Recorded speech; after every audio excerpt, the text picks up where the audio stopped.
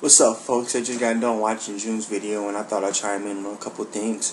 I'll first like to start by saying that you don't fight ignorance with ignorance. If you too have watched a video that you didn't quite agree with, you don't attack the man personally or his race. You attack his viewpoints, his ideologies, and his philosophies. You know, those are just the fundamental rules of healthy debate, and I think that you guys really violated those rules.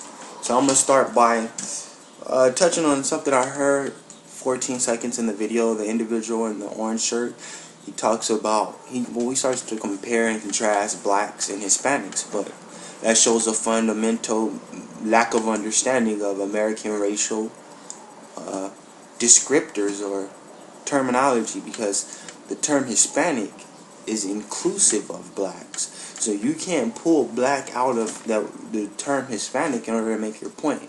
It doesn't make sense. When you refer to Hispanics, you refer to black people. And you refer to white people, and the term Hispanic is so broad it can even encompass some people from the Philippines, you know? So you have to be really careful when you use that term. And all you can compare and contrast like African Americans and Puerto Ricans to African Americans and Mexicans, but you can't compare and contrast blacks and Hispanics. Doesn't make sense. Now, 46 seconds in the video, the individual in the orange shirt wants to top himself, and he says that African Americans are immigrants. Okay, so first let's figure out the definition of an immigrant. It's one person that moves from one nation to another nation. This didn't happen during the diaspora. The Africans moved from one nation to, or many nations, to a landmass. Okay? North America was not a nation. The part that was colonized wasn't a nation. It was a landmass with different tribes, and each tribe had their own sovereignty, so to speak. You know, they had their own rules and regulations. There was no single government, and therefore there's no way that we could be considered immigrants. Because if you want to, you could try to make the argument that we're immigrants to this landmass, which can be disputed because there's evidence of the Mendes Sheet, aka the Olmecs in Mesoamerica. But the fact is that United States was built on the backs of the Africans, and this is now our home. This is the African Americans' native country is America, and that's just what it is, and no one could take that from us. And at 151 in the video, the individual, he says that this was originally the land of the American Indian. The American Indian, is that right? You're gonna make a video where you're educating people and you're gonna say the American Indian? Okay, what's an American Indian? Indians were from India. Okay? 157 in the video, the young lady, she started talking about how she's tired of people saying that the other people that come to this country are living off the backs of African Americans. And, you know, a lot of ignorant people, they use the civil rights movement as a way to feel superior to other cultures, but you can't let those ignorant people move you away deflect you from the facts. The facts are that without the civil rights movement, people wouldn't be able to come to this country to reap the benefits of capitalism. You know, at least the colored people wouldn't, because 80 or so years ago, this was a whole totally different country. And people wouldn't be able to be accepted. They wouldn't be accepted. And even if Puerto Rico became a commonwealth still, Puerto Ricans would have been dogged out without civil rights movement. They would have been in the same position as African Americans. So at least pay homage to the history that went on in this country and the people that risked their lives to bring these opportunities to all of us. You know, because when you don't respect African American history, you don't respect American history. And if you don't respect American history, you don't even need to come here. You need to stay where you're at. And 616, the young lady, she speaks on slavery being irrelevant nowadays.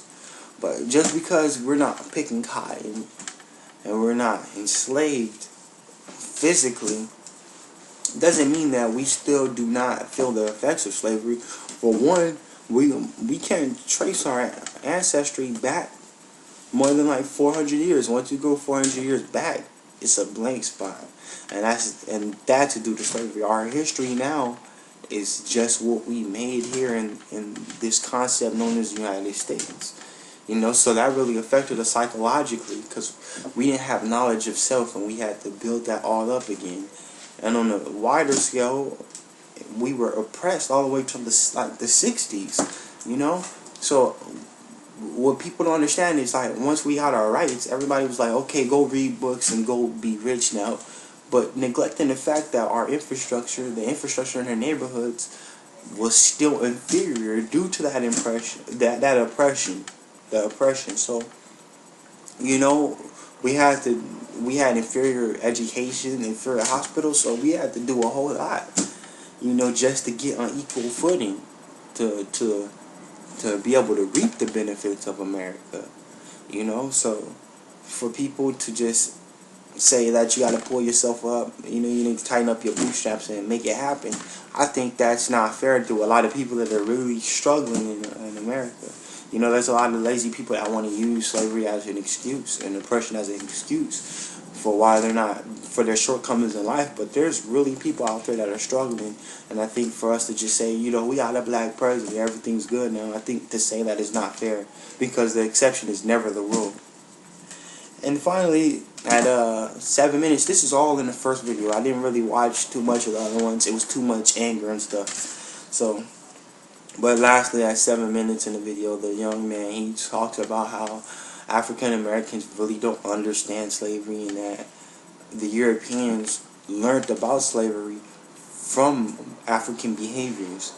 Now, he would have had a point if he would have said that the Europeans, you know, modeled their slavery after the Moors, but he didn't specify that, and I believe that he's referring to the slavery involving the tribes that were ultimately displaced during the diaspora.